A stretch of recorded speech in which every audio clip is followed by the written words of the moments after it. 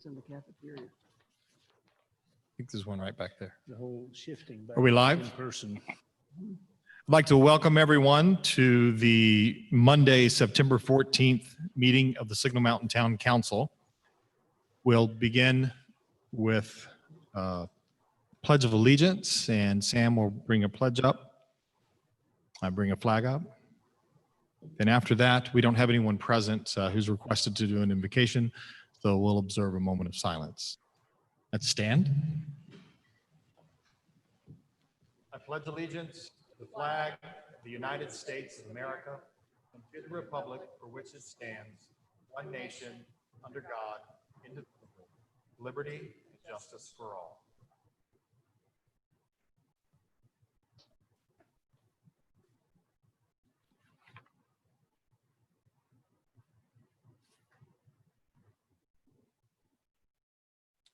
Thank you.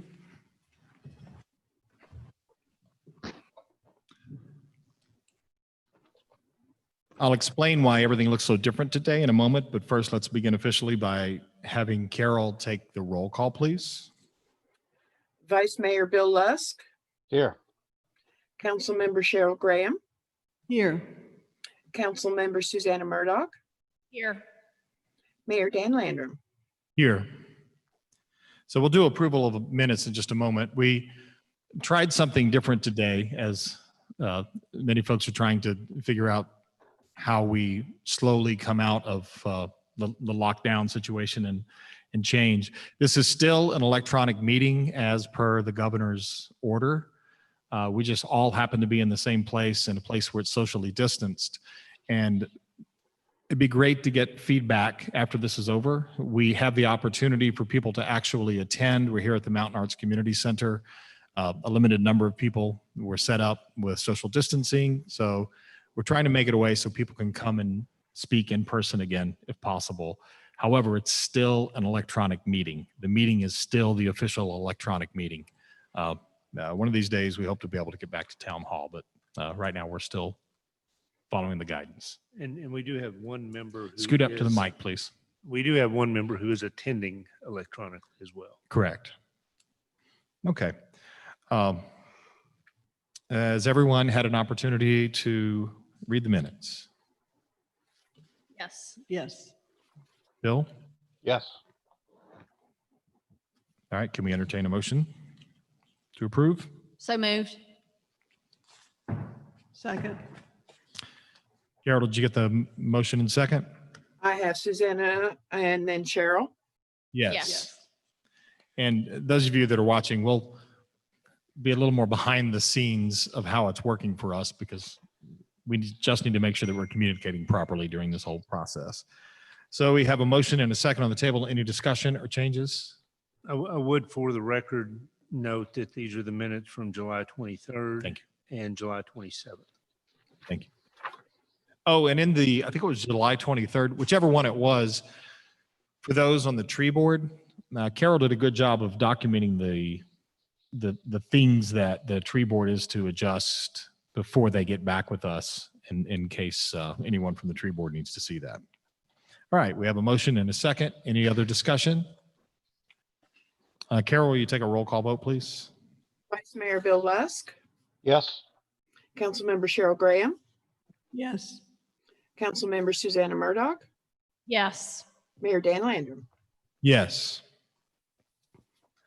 All right, now it's time for citizens' opportunity to address council. We have two ways that it can happen today. One is if you would like to speak at the microphone here, you can do so. Also, people can call in electronically. And Sam, you indicated earlier we didn't have anyone scheduled for that. Correct. We had no requests. Oh, you need to keep muted. Sam. All right, anyone here would like to speak? All right, we'll close that portion of the meeting and move on to the appointment of board members. And we have 3 different boards that we will potentially have appointments for this evening. First is the Hemlock Conservation Task Force. We have 1 vacancy for a term expiration of 12/31/2021. Boyd, is there anything additional that we need to know about the term on this? On this one, They are generally appointed to one-year terms, but since we are so close to the end of this year, it seemed practical to make this appointment for 1 year and a couple of months. So that's what we opted to do. Council wishes to do it otherwise, you can, but that seemed to be the practical way to approach this one. Anyone have any other suggestions on that or any issues? So the only applicant we have for this is Jim Webster, and I make a motion to approve. Second. We have a motion and a second. Any additional discussion? All right. Carol, will you take a roll call vote, please? Vice Mayor Bill Lusk, Yes. Councilmember Cheryl Graham, Yes. Councilmember Susanna Murdoch, Yes. Mayor Dan Landrum. Yes.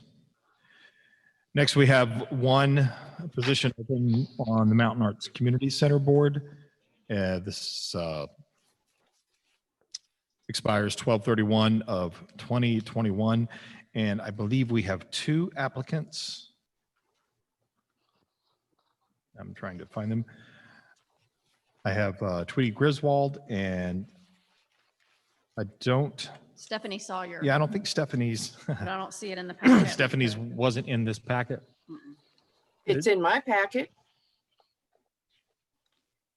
I saw it in the packet last, One of the earlier ones, but it didn't come in the final one. yeah. Yeah, I checked. We also received an additional application just today, opened it this afternoon. That came in. I don't know if that changes. You may can want to wait. approach this. I think we should wait. Would, Bill, we can't see you. Do you have any preferences if we were to wait one more meeting to vote on this? No, no problem. Did you say no problem? No problem. Cheryl? We can wait. All right, so let's table that one until next time. If I might ask, Harry, do they have to do a motion to table or can they just table? There should be a motion to table this appointment until the next meeting. I'll make a motion to table the vote on the MACC board until next month. Second. Wait, did you mean next month or the next meeting? I'm sorry, next meeting. Would you like to revise your motion? I would like to revise my motion to say we'll vote on this at the next council meeting. And I will second that revised motion. Here, are we going to go to jail for the way we just did that? No, that's fine. It's clear. All right, thank you. Any discussion? Carol, will you take a roll call vote? Vice Mayor Bill Lusk, Yes. Councilmember Cheryl Graham, Yes. Councilmember Susanna Murdoch, Yes. Mayor Dan Landrum. Yes, so we'll bring that up at the next meeting. All right, the next one is going to be a little more complicated for a couple of reasons. We have quite a few applicants, plus there are different terms. So first, if you want to talk to us about the term situation on the Personnel Committee. Yes, these are existing positions, so there are two vacancies that will be appointed for a term that will expire December 31st of 2021, and then one vacancy that will expire December 31st of 2022. So ultimately, as we go through these, if you'll just stipulate which terms the person is being appointed to, then when Carol drafts the official copy of the resolution for the mayor's signature, we'll make sure that those are on there appropriately. How would the council feel about, since we have three? Well, that may not work because we're not going to vote.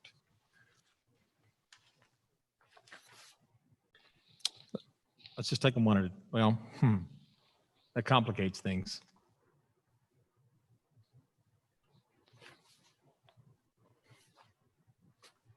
Anyone have any suggestions? How about if I make a motion to appoint Elizabeth Baker to the one opening. Was it 12/31/2022 end date? All right, so we have a motion on the floor.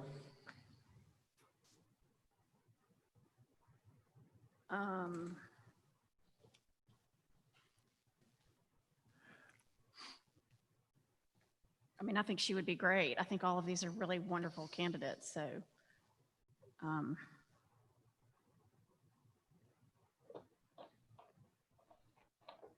quite sure how to.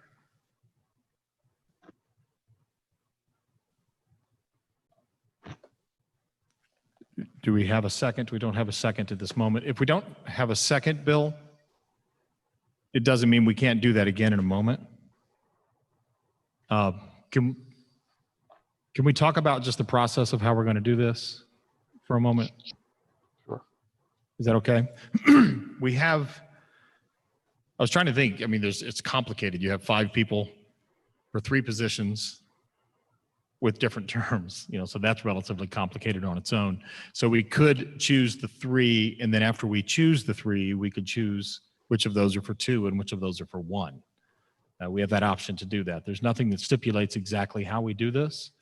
I have the 5 names here, and I would like to propose, this is not in form of a motion, this is just discussion at this point on procedure, that we just mix these up randomly, and whichever one ends up on top, we vote on whether or not we want to put that person on the council, on the personnel committee.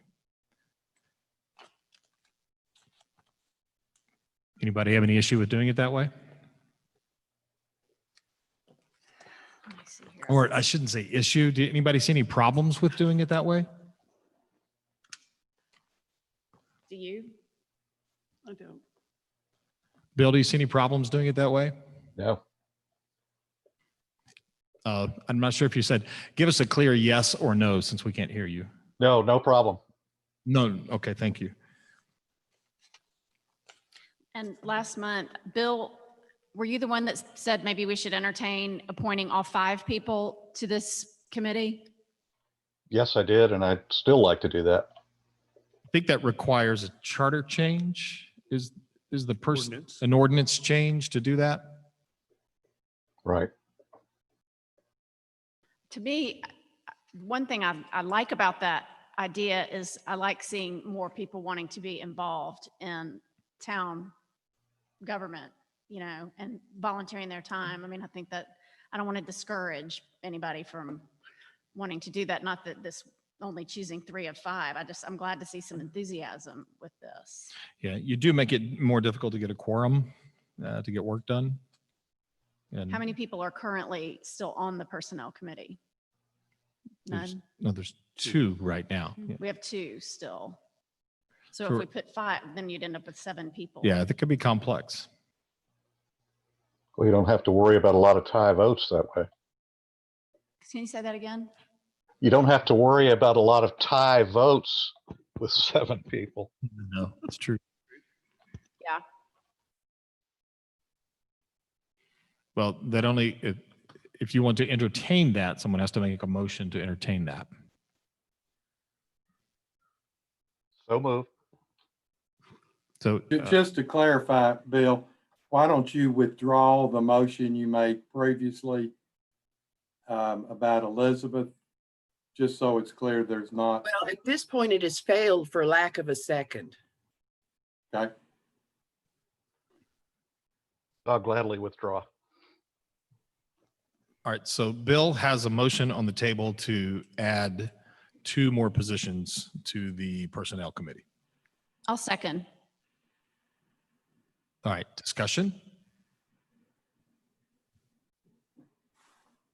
As much as I'd like to have peace and harmony, I'll vote against it, just to make it clear. I don't think it's a good idea to add to a committee where it's been tough to get people together. I'm just thinking back of the struggles we've had, and there are so many other opportunities, you know, to work here in the town, and people serve on multiple positions from time to time as well. So just to make clear my position on that. Anybody else have a comment? I understand your point with that. Anyone else? It's just difficult. They are, all five of them are qualified. And I would be happy for any of them to be there. Perhaps if we expanded the size of the personnel committee, maybe things would get done. And that's a good thought too. Are there things not getting done with the personnel committee? There hasn't been a personnel committee Scoot up a little bit. body to meet in some time. Mhm. Whether, if that body exists and can meet, that's resolved whether it's 5 members or 7 members. For anyone who's watching and wonder what is the personnel committee, the duties and functions are: the personnel committee shall study and evaluate all aspects of employee personnel policy, job descriptions, pay plans, benefits, and any other personnel issues as requested by the town manager and or the town council, and make recommendations for changes or improvements in same. So it's a policy committee. Any- My one thought I've had, and I don't base this on anything, so don't think that this is any kind of criticism at all. But in talking about the context of making Signal Mountain more hospitable to people of all ethnicities and backgrounds, maybe taking a look at our hiring policies with regard to that, and taking a deeper look in ways to try to, I mean, I'm sure that we are compliant, of course, with laws that are on the books that are, protect all people. But I was in a conversation with somebody today about this topic, and this might be an opportunity for us to really take a close look at that from a hiring perspective. And maybe having more people might facilitate that conversation.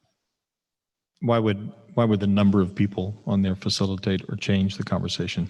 Well, if the scope of the committee might be more in depth, then maybe having more involvement. But I don't know, maybe not. Yeah, I mean, that's the thing you can't predict, I think. You can't. No, I'm not saying that you could. I'm saying that's something that necessarily needs to be done, but it just, again, I just had this conversation on Facebook with somebody today who published an article that David Cook wrote yesterday, and the comments by some of the people who don't live on the mountain were bothersome to me, and it made me feel defensive, kind of. And I said, I think we're working on Signal Mountain to have hard conversations. And to the extent that our hiring policies can help that perception that people might have, then maybe that's a good thing. So I'm not saying, that's just kind of out of left field. So I'm not trying to, put you on the spot at all, boy. Well, hopefully you will understand when you were talking about reading that article and it instinctively made you feel defensive. That's kind of where I'm stuck I know. at this moment. I know. Without even a discussion of what our hiring practices are, it's difficult to offer that up as a reason or a need for personnel committee action. Yes, I agree with that. We advertise positions in local, statewide, and even national formats, and we try to hire the very best people. I agree with that. We can't hire people that don't apply. Yes. Personally, I don't think know of anything that's an issue with hiring policies. Our policy is to hire the very best people we can find for the positions. Mhm. And we try and have expanded, and now I would venture to say more than ever have a far more expansive advertising and recruiting effort than we have in the past. Yeah, So just, And I'm Again, not trying felt the to need to say that. undermine you at all. Please know that because, but I do, when we were having this conversation about the monument last month, and let's also put this out there. We're not we don't meet, behind the scenes, between meetings most of the time, unless I come and sit in your office. So if I want to bring up a suggestion, and just say something and maybe kind of go out on a limb a little bit with this, I'm not trying to do it because I want to gaslight, a bad conversation. This is the only context that I know of where I could totally understand. make that comment. And maybe whether or not we have 5 or 7 people on the personnel committee is not really relevant to that. That's probably part of a separate conversation that we need to continue to have about the monument issue and all of that. Yeah, I think the interesting thing would be if if we had diversity in the 5 or 7 or 10 or 20 people wanting to be on the personnel committee, that would be a different subject. So that's true. That's kind of where I'm coming from. But keep in mind that what the personnel committee does, if you think, and I know you're not saying there is one, but if you thought there was an aspect of our employee personnel policy as a council member, you can bring that to the personnel committee as a council member. As it says, it's the town manager and or the town council make recommendations for changes or improvements in the same. So I think if there's an issue, it would be it would come from taking a look at the policy or a report that there's a problem. Yeah, in the and I mean, policy. that's what I'm suggesting is that, that's one area that possibly we could, drill down on a little bit just to see if they're, I'm sure that we are compliant. I'm sure. I mean, I have full confidence in the way that our hiring is done, but are there other things that we could do in this new kind of era that we're all sort of living through in this moment that, and maybe the personnel committee might be the appointed body that could, take a look at that and make recommendations. And I think a lot of the people who have submitted their qualifications clearly have a lot of relevant experience, maybe to be able to kind of help guide us through some of those conversations.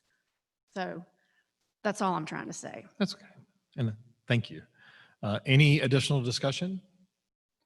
I just add that having 7 rather than 5 members would add for greater diversity and points of view on that board.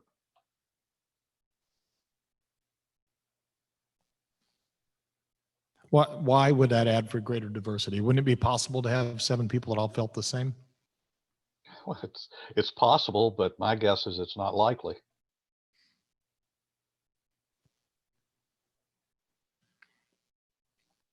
Okay, any additional discussion? Carol, will you take a roll call vote, please? Mayor Bill Lusk, Yes? Councilmember Cheryl Graham, Yes. Councilmember Susanna Murdoch, Yes. Mayor Dan Landrum. No. Carries 3-1.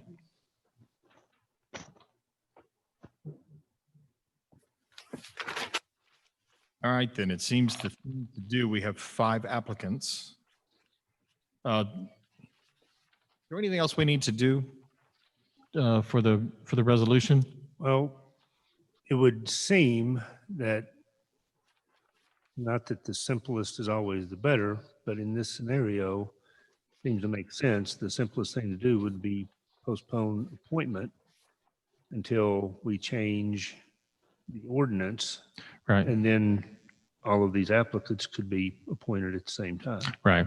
Yeah, because we don't actually have the ordinance Right, yet. and then you would have to you would still have to decide which 3 to appoint now, and then would have to come back and appoint others. So that would just be my recommendation. If we're going to do that, we can have the ordinance for first read at the next meeting, second reading the following meeting. Make it a And point, yeah. subsequent to that, we could even do the appointments that meeting, just push those resolutions till after that ordinance. Harry, do you have any advice on this?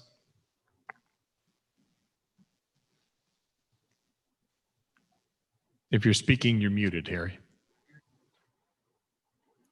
His screen is also blacked out. Okay. Oh, I'm here he sorry. comes. I did have to step away, and I just heard part of the conversation. But the ordinance, to amend the ordinance, you've got to have 2 readings, obviously. Okay. All right. Can we, would someone like to make a motion to table until the second reading of the ordinance? Well, then that's just, I don't know if we can do that because that assumes that it passes. The ordinance still has to be voted on. So you would be tabling action on the resolutions for appointment Right. Until, it's untabled. yeah, not put a time on it. Boyd, I'm sorry, I can't hear you. They would, I would think the motion would be to table any action on the resolutions appointing people to the Personnel Committee until such time as it is untabled. You could untable that after the second reading of the ordinance, and we will have resolutions available and on the agenda should you choose to do that.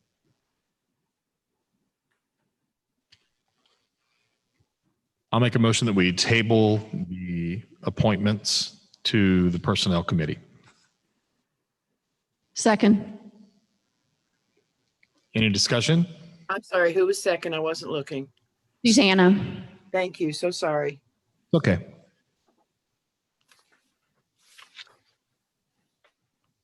Hearing no further discussion, Carol, will you take a roll call vote, please? Vice Mayor Bill Lusk? Bill, you're muted. Yes. Thank you. Councilmember Sorry. Cheryl Graham, Yes. Councilmember Susanna Murdoch, Yes. Mayor Dan Landrum. Yes.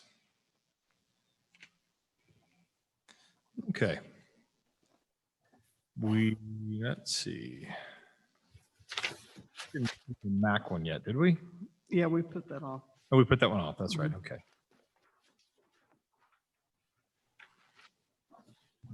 All right. Next, let me get down to this resolution.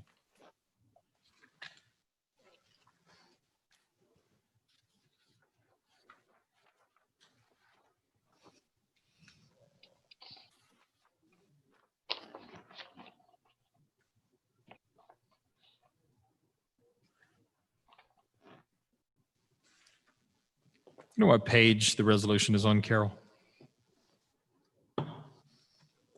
I do not. I don't get the same packet. I'm sorry. But we're looking for the one that's for the THSO grant. It starts out authorizing the chief of police to accept. Okay, I'm in the separate. It's not Higgins. There's Fern Trail. We're getting there. There's Phaltless. It's not Lawson. Hold on. Sorry about this. I'll be there in just a second. Authorizing the chief. That's the one. All right, so next we have a resolution authorizing the chief of police to accept the grant from the Tennessee Highway Safety Office in an amount of $15,000, which will result in payment for equipment and overtime to be provided as a highway traffic safety grant for law enforcement activities to reduce speeding, aggressive driving, driving under the influence, and non-seatbelt usage for children and passengers within motor vehicles in the town. Boyd, do you have town manager's input on this? This is a grant we've received for many years.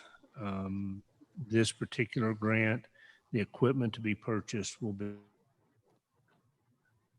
replace our oldest units. We'll actually take one of those and we're going to put it in the detective's car, so even he will have one.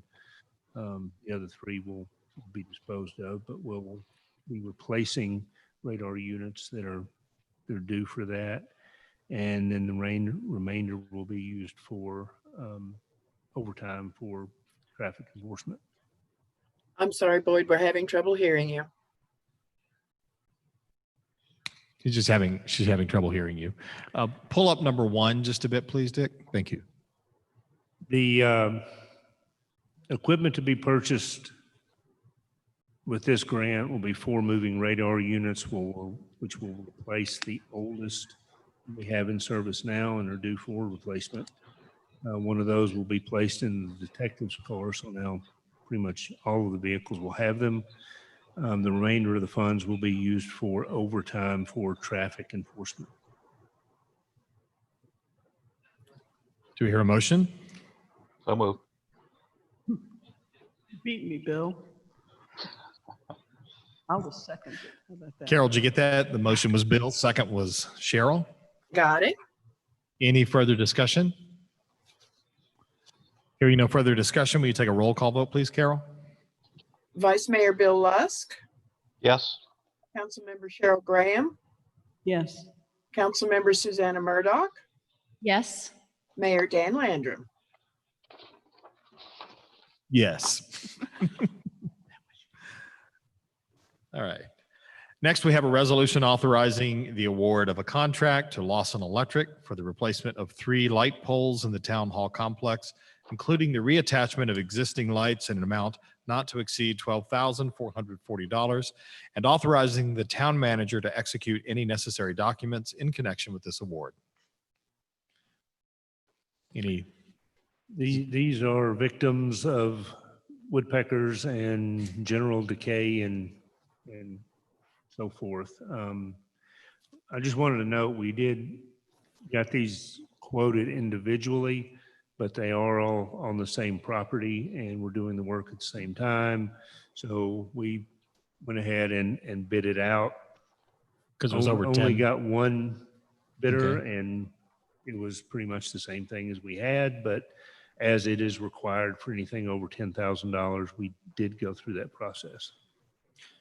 Does that not seem incredibly expensive for 3 light poles? It is not just the poles, it's taking the other ones down, taking all the lights off of them, putting the other poles up, reinstalling all the lights, servicing those lights. It's relatively extensive. It's not just the poles. But the simple question is, yes, it is very expensive. We've seen that over the years. All right. Do we have any discussion? Well, we don't have a motion. Motion to approve. Second. We have a motion and a second. Any discussion?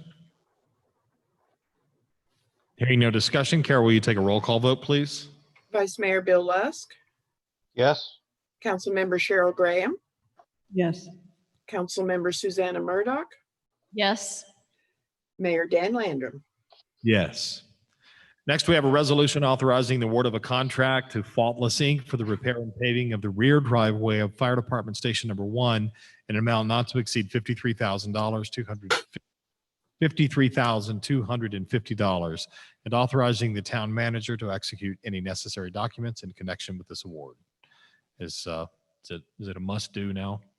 It is. It's in bad shape for quite a while. This will provide a concrete stabilized base and then asphalt over the top of it. So hopefully this will be a longer term fix than what was originally there. When was it last repaired? Do you remember? I don't recall. Is this just the driveway? I mean, there are some parking spots down there. That's all gravel. That's by emergency services. I guess that stays all gravel. Right, that's all there. This is that back entrance way to the 2 bays. Where they pull the fire Where trucks they in. pull the fire trucks in and out. So that's part of the issue. They're extremely heavy apparatus that come in and out of there. Okay. All right, I move to approve. Second. I think Susanna won that one. I have Vice Mayor Lusk winning that one. I think she said sign it and bag it. I have no idea what that means. All right. Any discussion? Hearing no discussion, Carol, will you take a roll call vote, please? Vice Mayor Bill Lusk, Yes. Councilmember Cheryl Graham, Yes. Councilmember Susanna Murdoch, Yes. Mayor Dan Landrum. Yes.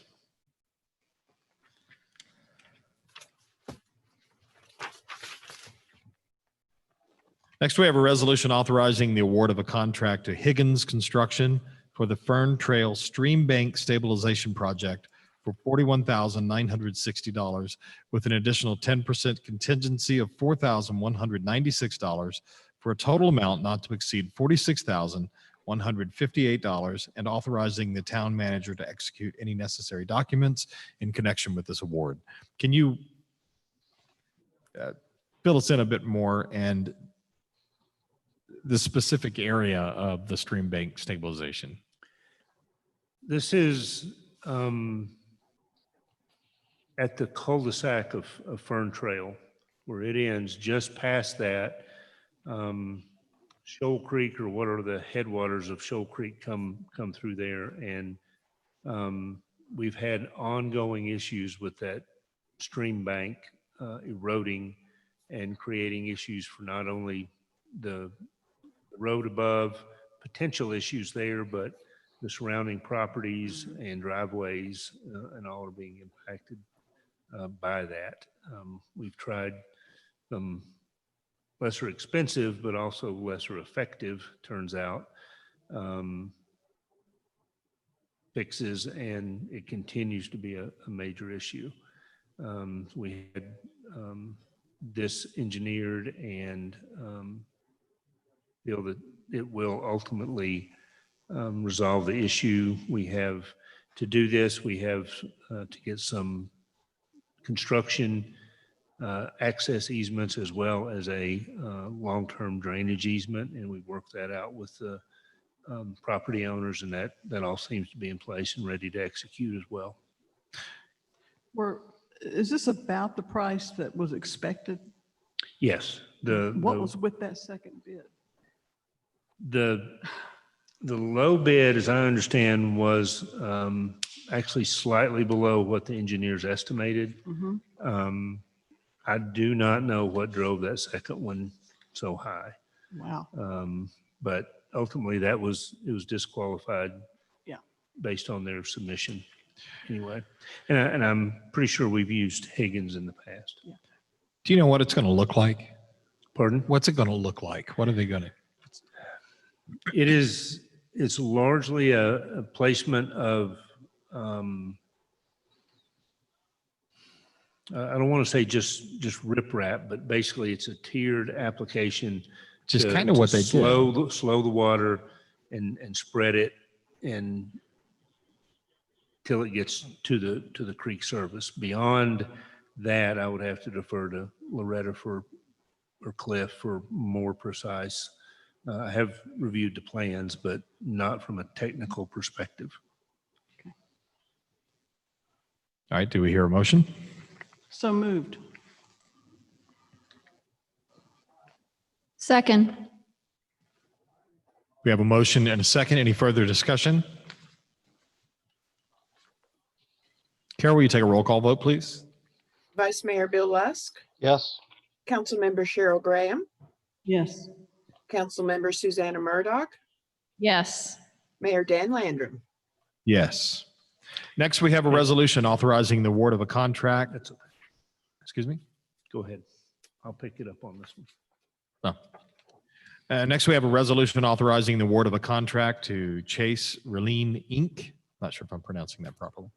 For the Stonehaven slip lining project for $28,850 with an additional 10% contingency of $2,885 for a total amount not to exceed $31,735, and authorizing the town manager to execute any necessary documents in connection with this award. Want to fill us in a bit more? Sure. This is a project similar to the one we did in Jane Cove, if you'll recall that one. We have a road culvert under a road that is failing, and thus the road begins to fail. In some instances, this process is far more economical and practical than digging it up and replacing it, which is what we had hoped to do on Jane Cove, and ultimately we're not able to. And then that went into a full replacement and was quite expensive. In this case, are able to do that and will be a much less costly approach. And in the areas where we have used this before, I think we have one other so far. The work product was very good. The job they did, the finished work, everything looked and functioned very well. I will add that this is another one that's, there's only one company in this area that does this, but since they are technically not a sole source, we did bid this out and reached out to other companies. I think Nashville, Atlanta, things like that, but ultimately this is the company we've used in the past and put the bid in on it. Do we hear a motion? So So moved. moved. Second. We have a motion and a second. Any further discussion? Hearing none. Carol, will you do a roll call vote, please? Vice Mayor Bill Lusk, Yes. Councilmember Cheryl Graham, Yes. Councilmember Susanna Murdoch, Yes. Mayor Dan Landrum. Yes. If I may, what I wanted to point out on the last one, and it goes with this one as well, we will issue these contracts at the bid amount. The authorization for the contingency just gives us the ability to keep a project moving if something should come up, but we won't automatically add that to the contract. We will simply have the authorization to do so if necessary. Gotcha. All right, we're going to move into ordinances now. Carol, I'm not looking at the agenda, but we're two ordinances, correct? I'm sorry, say that last question? Ordinances now, correct? Did we get all the resolutions? That is correct, yes. Okay. And I think I've tagged these with council's permission.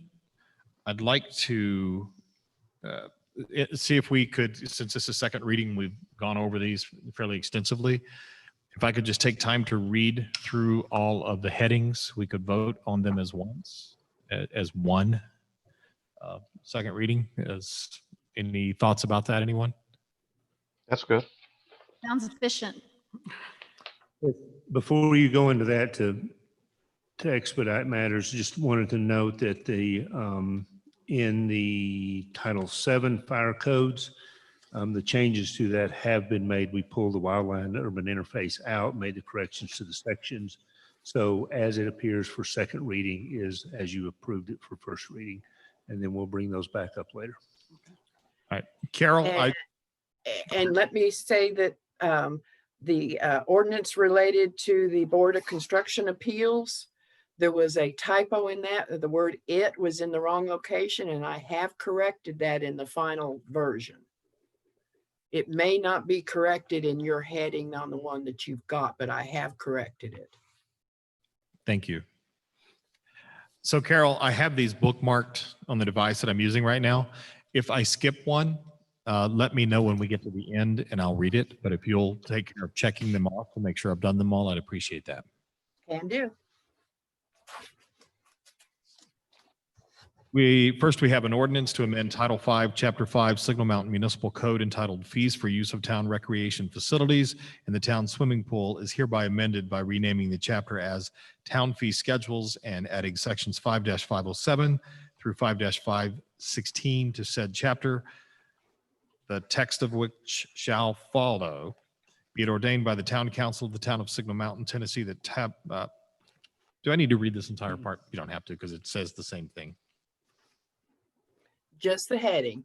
Just the heading. Next, we have an ordinance to amend Title VII, Chapter 1, Signal Mountain Municipal Code, Section 7-101, 7-102, 7-103, relative to the adoption of the International Fire Code 2018 edition as the official fire code of the town of Signal Mountain and as appendices to code adopted. Next, we have an ordinance to amend Signal Mountain Municipal Code Title 12 to renumber chapters 3 through 8 and add chapters 9 through 11, and further to amend Chapter 1 so as to adopt the 2018 editions of the International Building Code and the International Residential Code and add the 2018 edition of the International Existing Building Code, and certain appendices of those codes are revised and amended as the official building codes of the town of Signal Mountain. add and to renumber the sections and amend section 12-103 concerning special amendments to the International Building Code and the International Residential Code, and to amend section 12-102 concerning the ICC ANSI A117.1 2000-2017, and delete the North Carolina Accessibility Code and replace with the ADA standards for accessible design as the official accessibility code of the town of Signal Mountain. Next, we have an ordinance to amend Title 12, Chapter 2, Signal Mountain Municipal Code, and renumber the sections so as to adopt the 2018 edition of the International Plumbing Code and to adopt certain appendices and amendments to said code as the official plumbing code of the town of Signal Mountain. Next, we have an ordinance to amend Title 12, Chapter 5, Signal Mountain Municipal Code by moving to Title 12, Chapter 3, and renumbering the sections so as to adopt the 2018 edition of the International Mechanical Code and to adopt certain appendices and amendments to said code as the official mechanical code of the town of Signal Mountain. Next, we have an ordinance to amend Title 19, Chapter 2, Signal Mountain Municipal Code by moving to Title 12, Chapter 4, and renumbering the section so as to adopt the 2018 edition of the International Fuel Gas Code and to adopt certain appendices and amendments to said code as the official gas code of the town of Signal Mountain. Next, we have an ordinance to amend Title 12, Chapter 5, Signal Mountain Municipal Code and renumbering the section so as to adopt the 2009 edition of the International Energy Conservation Code for 1- and 2-family dwellings and townhomes and to adopt the 2012 edition of the International Energy Conservation Code for commercial buildings and to adopt certain amendments to said codes as the official Energy Conservation Code of the town of Signal Mountain. Next, we have an ordinance to amend Signal Mountain Municipal Code Title 19, Chapter 3 by moving it to Title 12, Chapter 6, and in order to adopt the National Electrical Code 2017 edition as the official electrical code of the town of Signal Mountain. Next, we have an ordinance to amend Title 12, Chapter 4, Signal Mountain Municipal Code by moving it to Title 12, Chapter 7, and renumbering the sections so as to adopt the 2018 edition of the International Swimming Pool and Spa Code and to adopt certain appendices and amendments to said code as the official swimming pool code of the town of Signal Mountain. Next, we have an ordinance to amend Title 12, Chapter 7, Signal Mountain Municipal Code by moving it to Title 12, Chapter 8, and renumbering the sections so as to amend said code as the official unsafe building code of the town of Signal Mountain. Next, we have an ordinance to amend Title 12, Chapter 7, Signal Mountain Municipal Code by moving it to Title 12, Chapter 9, and renumbering the sections so as to amend to said code as the official site preparation, excavation, and grading code of the town of Signal Mountain. Next, we have an ordinance to amend Title 12, Chapter 6, Signal Mountain Municipal Code by moving it to Title 12, Chapter 10, and renumbering the sections so as to amend the composition and powers of the boards of construction of appeals to said code. Next, we have an ordinance to amend Title 12, Chapter 8, Signal Mountain Municipal Code by moving it to Title 12, Chapter 11, and renumbering the sections so as to amend the code for the Office of Administrative Hearing, Office of Administrative Hearing Officer in accordance with Tennessee Code Annotated Title 6, Section 54, Sections 1001 through 1018. It's a long one. Next, we have an ordinance to amend Title 13, Signal Mountain Municipal Code by renumbering the chapters so as to adopt the 2018 edition of the International Property Maintenance Code and to adopt certain appendices and amendments to said code as the official property maintenance code of the town of Signal Mountain.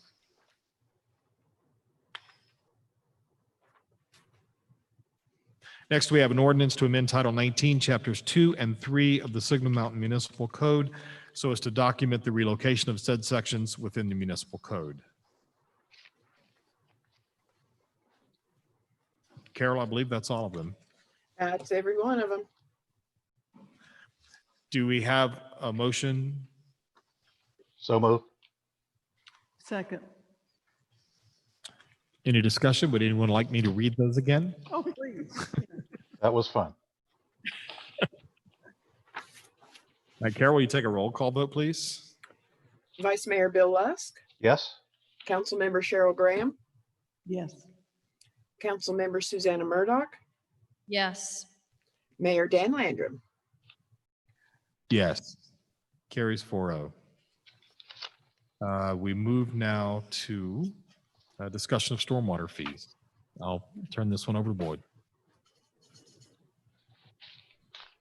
Council has been provided information from a study that MTAS conducted, as well as the preliminary information that was provided them regarding the needs for the stormwater program within the town of Signal Mountain.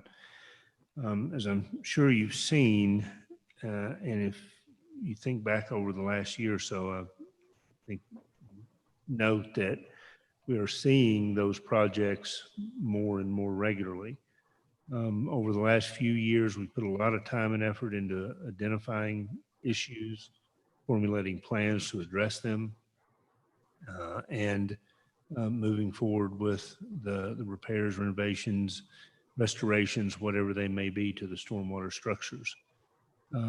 Even with that, we do have projects that come up that we're not aware of. Often it's something as dramatic as a hole opening in a road to find that there's a culvert that has failed when ultimately there wasn't an indication that that was going to happen, at least not that quickly. So we've tried to be proactive, but at the same time find ourselves to be somewhat reactive in dealing with things that are more pressing nature. There is a considerable list of projects that need to be addressed, and those have been prioritized. And the stormwater staff basically formulated a plan that they felt was workable in terms of how much they could get accomplished each year for the next several years. And it's very much like the water department process that we went through. That you look at the next few years, but you know that those types of projects and those types of expenses are going to continue well beyond that, because the system is much larger than what we can address in just a few years. But that's what they look at in trying to establish what type of revenue stream would be necessary to accomplish that plan. While it is aggressive, the most pressing objective was for it to be reasonable and to try to address these things as quickly but in as reasonable and realistic a manner as we could. So that's what was presented to MTAS. And we had done, preliminary evaluations of what our current revenues are and what it looked like we were going to have to do the work that needed to be done. And it looked like the rate was going to have to increase significantly. Basically, after they looked at the work that needed to be done, the plan that was presented, and evaluated the current fee structure and what would be necessary to accomplish the work presented in the plan, their conclusion was pretty much the same. And we're looking at the need to pretty much double what we're charging in terms of stormwater fees to be able to address these issues long term.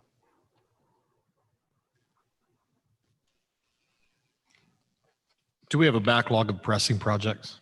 Pardon? Do we have a backlog of pressing projects that need immediate attention? We have a number of projects waiting to be done. Now, how pressing that need is can change from storm to storm. That's what we saw on the Jane Cove scenario. One big storm really made a change in that scenario, and we really pushed the envelope trying to get it out to bid. We looked at, can we do this as an emergency repair, and erred on the side of caution in terms of following the law and procedure. And we got it out to bid and got it awarded and got it done. But that one was one that a major rain event could have basically taken that section of road out. And others are like that. Others are sitting on the sidelines needing to be done, but can wait till we can do them. There's pretty much the full spectrum of projects in terms of how pressing they are. So, and they're kind of really enumerated or ranked on this spreadsheet that we have, right? I think the sheet that you have, if it's the one, I mean, some is infrastructure or equipment and some looks like it's right, specific I think addresses the where projects are. infrastructure is prioritized Yeah. as it is. You know, one of the things that they're looking at, we've had and purchased early on a street sweeper. At least in the years that I've been involved directly, is never really functioned very well. It was a lower cost and accordingly less effective option. A lot of the issues that we have are with clogged storm drains that cause additional issues downstream. So the desire there is to get a piece of equipment that will help us keep as much of this as possible out of the storm drains. Yeah, I've seen that in my neighborhood. Right. That doesn't directly affect that list of projects. That list of projects still exists. It's really an attempt to slow down the growth of that list Yeah. and better care for the infrastructure that we have, keep the clogs from causing other issues. And the first item is to purchase the street sweeper with a 5-year payment plan. So that means that we would get it now. And then you just pay it back over 5 years, $60,000 Right. a year. This proposal, and that's, again, it is a plan and a proposal, but that is the recommendation in basically a lease purchase scenario, so that we could have the equipment in place and seeing the benefit of that, as opposed to having to set the money back for several years before we can purchase it. One of the things that it also does, though, is start, after we get that accomplished, then we'll look at establishing a replacement plan as we do with other The pieces of vehicles, equipment. sure. So and not to get too granular, but just to pick one that my cage has been rattled about on more than one occasion. I know yours has as well. The St. Timothy's issues that they have down there. Yeah. Is the Mississippi Avenue project, which is prioritized higher than that, actually part of that as well? That is the Mississippi Avenue section of that is what we will be dealing with. And in this case, it is a priority, but it's also important that we be able to coordinate with St. Timothy's, who is going to be doing considerable work on their property to address the issue. So those two things need to be coordinated. But I noticed it's on there twice. There's the Mississippi Avenue pipe replacement at $25,000. Then there's something on here called St. Timothy pipe replacement at $25,000. Are those different projects? I think they're in the same area and they're closely related, but there are two different pipes that come under Mississippi in that general area. The one that's directly pretty much in front of St. Timothy's, and then there's one just down almost past their property. Can we talk about a dollar amount impact if we follow in price? It would be hard to, say exactly what the average might be. So if we look at, and I think we kind of focused on this with the water bills as well, what that minimum bill looks like. In this case, the current minimum bill is $39.60 a year. It would go to $84.90 for the year. So again, significant, but that is a once a year cost. And then the per square foot for impervious surface would go from $0.0165. So it's just over a penny and a half now to 0.0354. So it would be just over 3.5 cents. And that's, Per year. it's big, but again, it's hard to say, on my property, if my driveway was mostly paved instead of gravelled, that would make a big difference in what my bill would be. And you could have the same size house, but a large patio and a pool, and that's going to change it. So it's really going to vary from property to property, and all the properties are reviewed. You look at it, GIS, all of the new homes that are built are measured, and everything's done with them on the front end. So it is very specific to a property. I think one of the things that was complicated and made it harder to explain what was happening with water was we talked in terms of percentages as opposed to actual costs. Can you flesh that out a bit more as we move towards doing this as a resolution? Sure. I think that would be helpful. Again, it would be hard to. I know, but you could have some examples. We could have a variety of examples. That's what I mean. Yeah. That I think would help understand. Yeah. Can we move towards bringing this to resolution for? Yes. The This will be an ordinance, and we will have that information. Anything else you guys would like to see ahead of that, please let me know, and we can have it drafted for first read. Obviously, as always, whether that happens or not is up to council, but that will give you the option to move forward if you feel you're ready to do so At the next meeting, at the next meeting. Everybody okay with that? yes. Yes. All right, we don't need to vote on that. All right. Town facilities, where are we? And town hall's still closed. We've had some questions about how that's going to work. And that was the main reason that I switched that item from rec facilities to town facilities. And council, I've had questions about when it's going to open. But personally, I haven't gotten any complaints or I'm aware of any issues in doing it the way we have been. Personally, I don't have much issue with reopening. But professionally, in terms of being responsible for my staff, I do.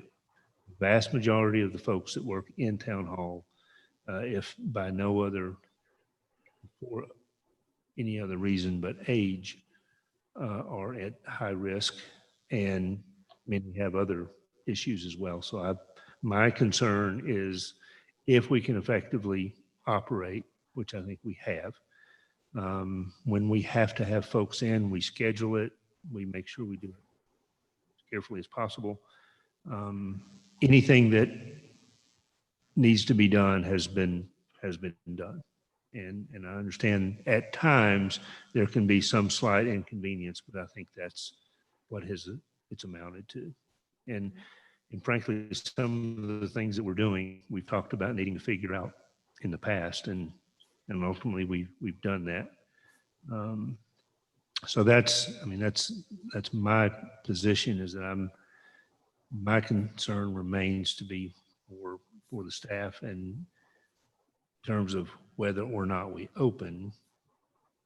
But the first priority is always whether or not we're getting the job done effectively and we're taking care of business for the citizens. And I haven't had any complaints that would indicate to the contrary. I haven't heard any complaints either. I think it seems like it's gone pretty efficiently and gone well. So, But at the same time, that ultimately falls to the direction of the council. As we started this process, we went through and council agreed with how we were going to approach it. So ultimately, I would defer to the council's direction, but at the same time, I think you look to me for my position. That's what it is. All right. Does anyone propose any changes to the way things are working now with town hall? No. I don't have any I mean, I think it's going well. Bill? And No, Yeah, I'm I think we're comfortable getting- where we're we on- are we're now. Getting ready to be like up on fall and winter, and I know. Yeah. we just don't know what's going to happen. So Right. it ain't broke. And I will say the vast majority of the credit for how things have gone have, certainly goes to the staff. We simply said, all right, we're going to shut down, but we have got to figure out how to get everything we need done. Mhm. And that's really all it took. They've taken care of that, and it's worked well, and I appreciate that and want to acknowledge that.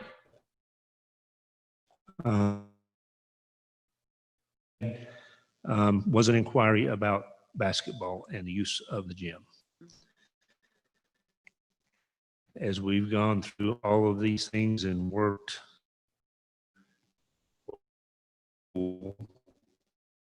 how we're going to handle football, I think this one is a very different creature. But nonetheless, we are at that point where we need to have that discussion as well. Has anyone from the local leagues proposed how they would do it without face-to-face contact? No. My understanding, and it is just that from discussions,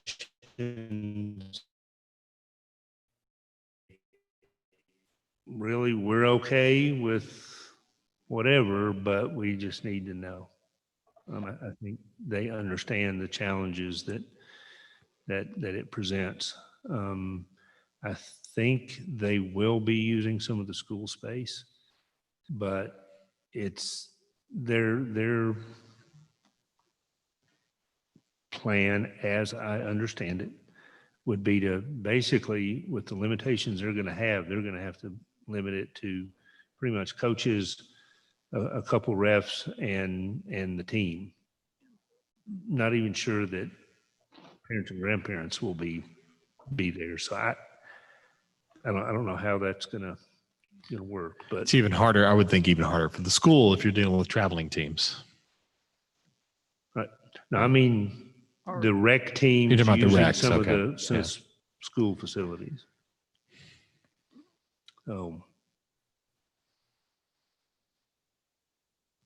But I think if they were to use our facilities, that's pretty much where they would be, because there's just not space.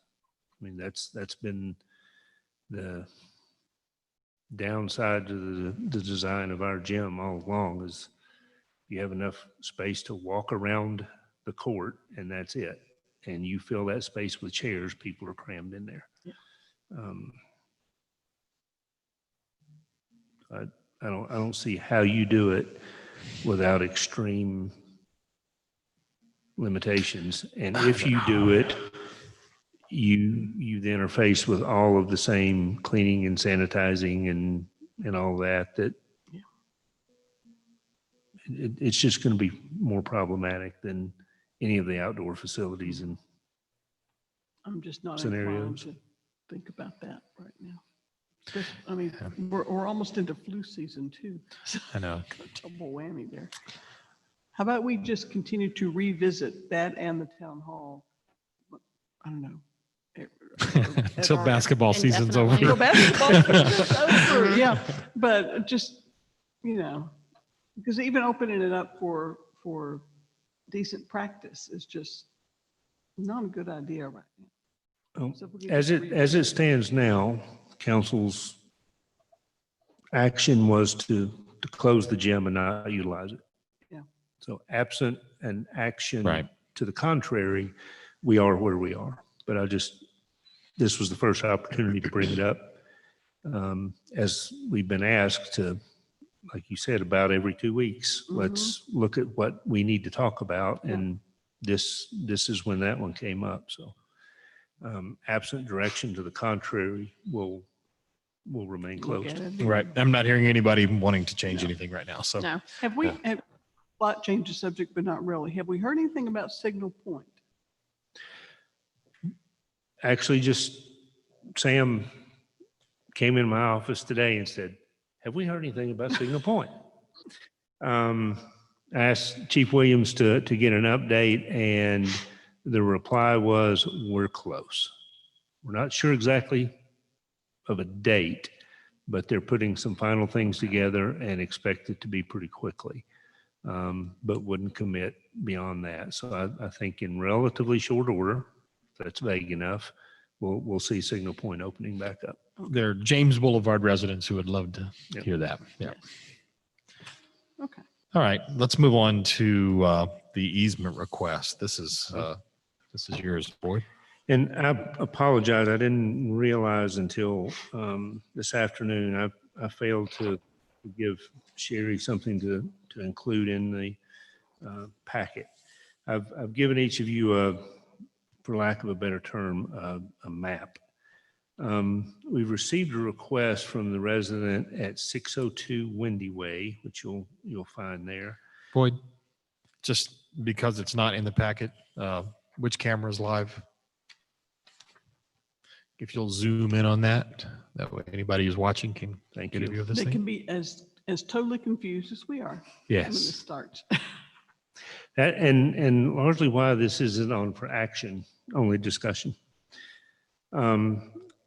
So if you have in the upper left the box that shows that Signal Mountain Town of owns the parcel in blue, then if you look just to the right of that parcel at 602, that is facing Windy Way. So that is 602 Windy Way and the person who's made the request.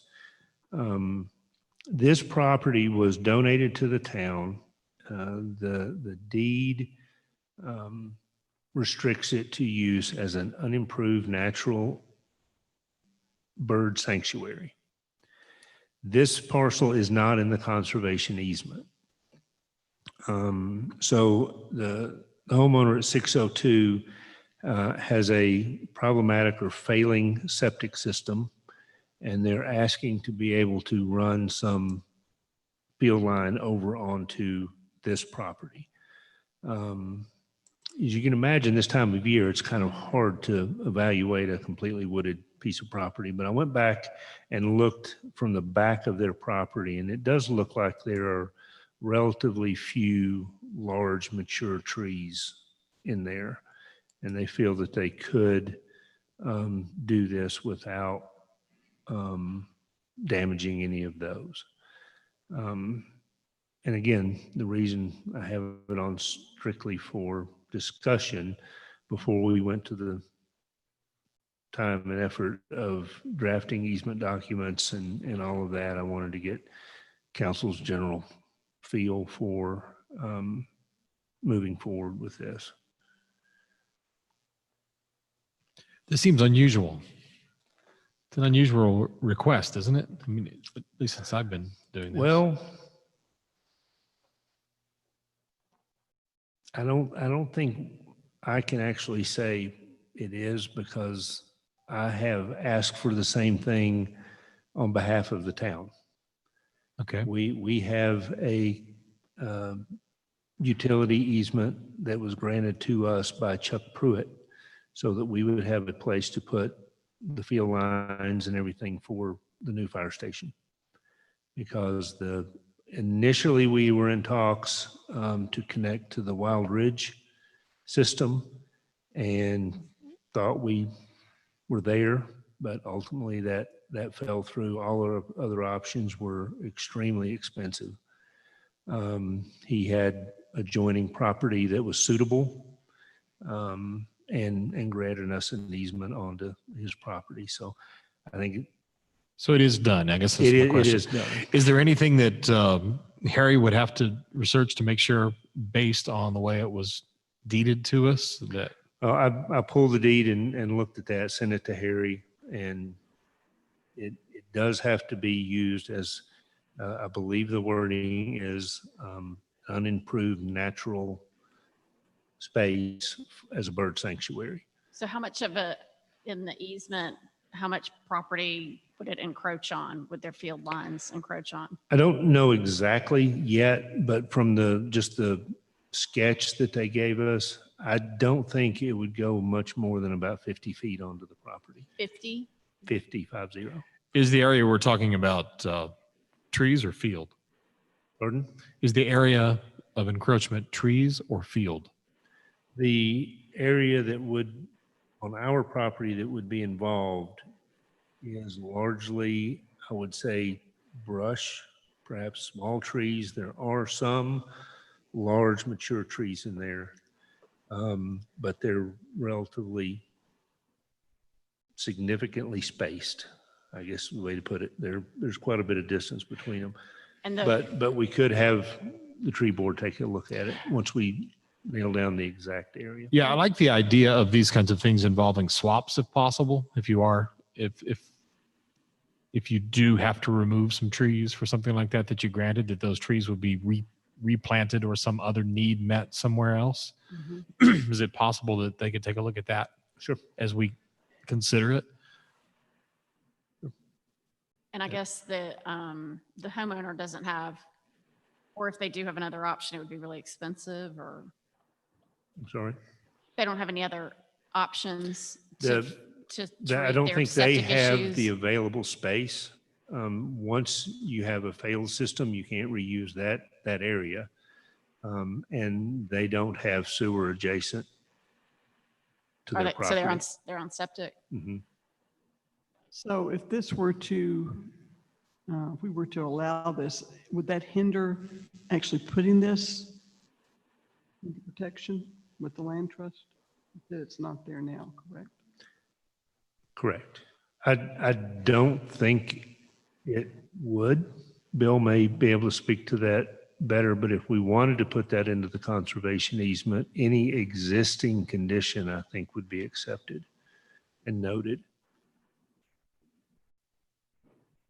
All right. Well, can Okay. you explore those aspects? If that again, that was the main reason for it as a discussion item, just to get that you're at least willing to move forward. Mhm. I'll get someone from the tree board to look at it, and we'll go ahead and draft the documents and have it on the agenda. And if you, again, choose to move forward, you'll be in a position to do so. If you're going to use this, this map the next time, the house across the street is also numbered 602. Which was a little I confusing. noted that. It actually faces Dunsinane, Oh, it's 602 Dunsinane. Yes. Okay. but that is a good point. There's just a little piece of Dunsinane visible there without a label. I will clean that up. So in addition to the tree board review, I'd like to know if the homeowner has considered a mound system or a low pressure pipe system, both of which could be, let's say, in the front yard versus the back where they have a septic problem.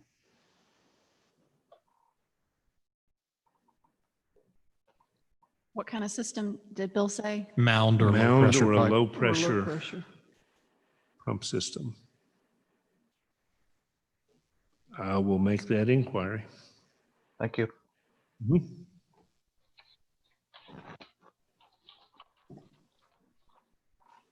All right. Manager's report.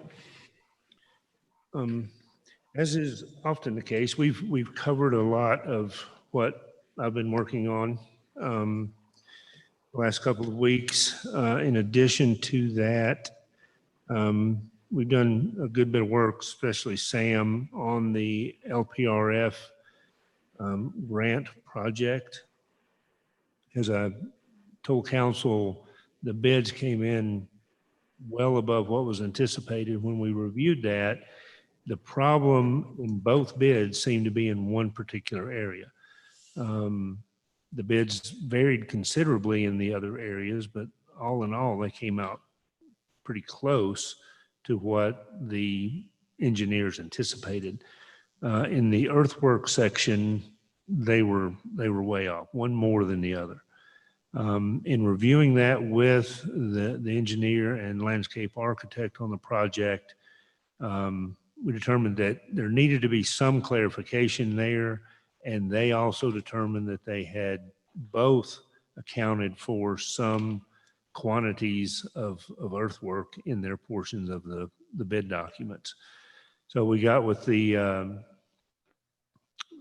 bidders, and they agreed to come in. Sam had another site meeting with them. Actually, they didn't go to the site, but they met at town hall and went over all of that, and provided them the opportunity with new clarification to provide addendums to their bids for just that section. Everything else stands, but you guys basically get a do-over on only this section. There's only two bidders.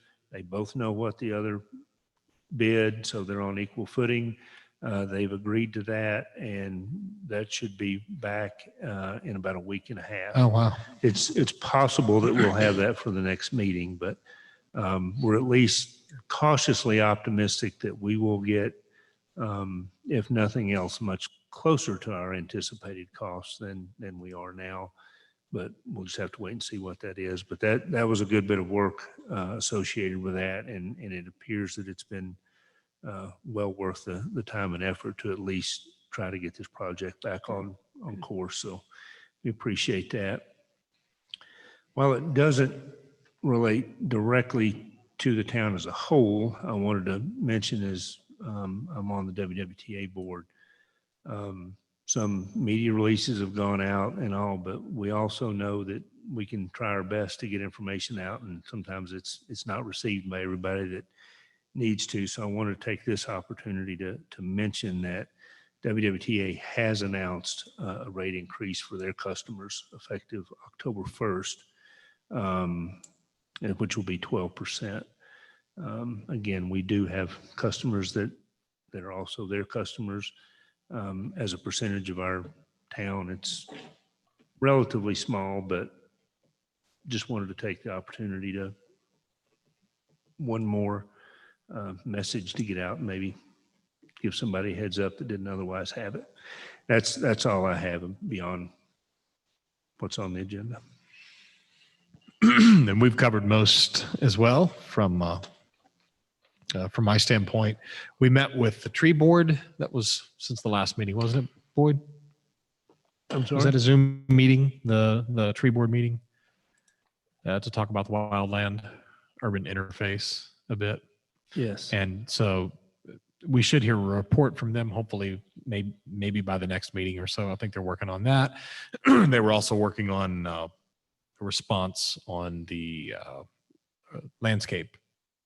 municipal landscape ordinance. So, but that was the only planning commission met, but it was more of a training scenario. BZA met and had a couple of requests that were denied. And I think that's it. I do potentially stepping in it here, but I was surprised at one of the BZA decisions, and I think this is the proper place for us to discuss those kinds of things, because it's all these serve as extensions of the council. And it was one property owner that was attempting to place a house and asking for a request to move it that was in keeping with the placement of the other houses, but based on our building restrictions, closer than it was supposed to be. And that one was denied. I was a bit surprised by that. I'm just bringing that up, and that we have a very, what's the word for the way our town is in the older neighborhoods, where there's a lot of character. It's not cookie cutter. The neighborhoods that have been around for a while have a lot of character. And when new buildings take place in there, I think we can sometimes have problems if we have them build to the regular subdivision codes. And I just don't know if there's any way for us to address that other than that's why the BZA exists. Anybody have any thoughts on that?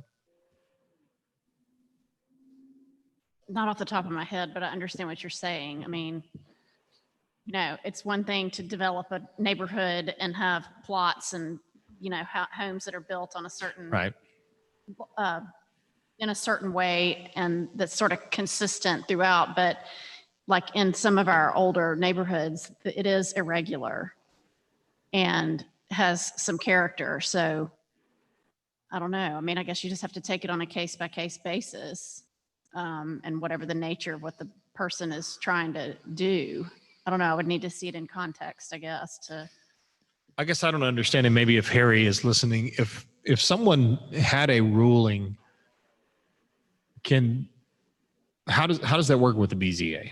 Can you change something and come back again? Does it have to be what would be considered material change? And then what is the definition of material? The BZA hearing requirements, they're supposed to put down a written report. And that report, in that report, they can say that, for example, they suggested this change be made and told the property owner they could come back in less than a year. But if they don't do any of that, you can't come back with the same application for a year. They can appeal to the council though, can they not? Now, the appeal from BZA is directly to court. Okay. Good to know. We seem to be having some internet connection problems. So let's bring this up for discussion at the next council meeting on how that works. I've had some questions. The BZA said, like, makes some well, you know, in the current request that you're asking, you know, we're not inclined to approve this, but if you go and tweak or change, you know, and then are you asking if they can come back if they make some modifications to the request? I guess I'm Or asking appeal the denial? Yeah, I just want to know how it works. Yeah. I've had some questions and I don't know how to answer them. And so it's a good time to learn how it works better for us. First time I've ever had that question, so I have no frame of reference as to how that system works. All right, any other council member reports? And sorry, Bill, I think you and Harry were probably having a cogent conversation, but we just heard blips and blops from it. Any other council member reports? I have none. Nope. No. None. All right, tentative agenda for next time. Oh, one more thing we need to discuss. We talked about the possibility of moving this meeting that is currently at 4 o'clock back to 6 o'clock where it used to be. How's everybody feel about that? Yeah, and in conjunction with doing it partially live as well.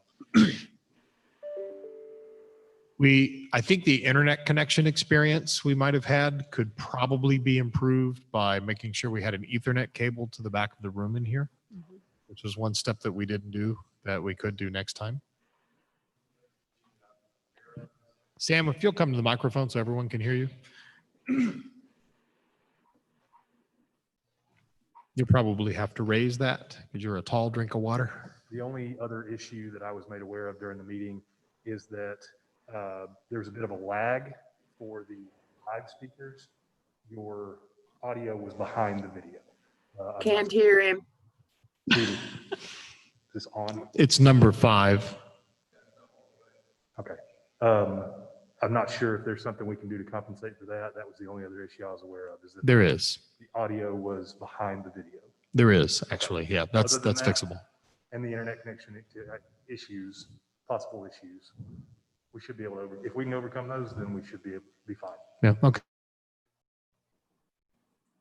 Cheryl was mentioning 6, which if we're having it where people can come after 4 is probably better It's better. to have it in the evening. And That's great with me now that school is back in and I'm back to working. I know town staff would rather have it during the day. There's no question. It is council's decision. 4 o'clock works well for staff. Right. I will make that statement, Yeah. but it is fully the decision of council. What about 5? I think 6 makes more, I mean, 5's later. I agree. Yeah. But 6 makes more sense for people who would Hard like to work. attend a meeting. Yeah. Yeah, in regular jobs. Yes, I Yeah. understand that. That's something we need to vote on. Bill, what do you think? Are you there? Yes, I'm good with it.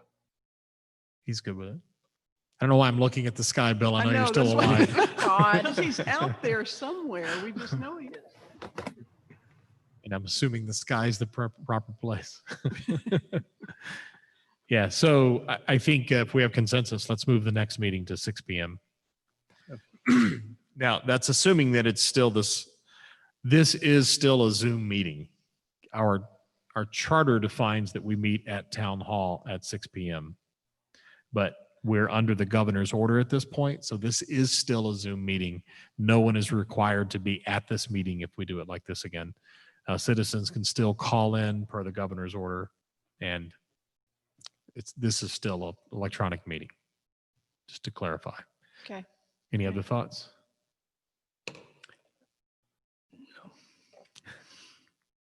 I mean, to me, as much as I would prefer an actual in-person meeting, the combination seems kind of cumbersome.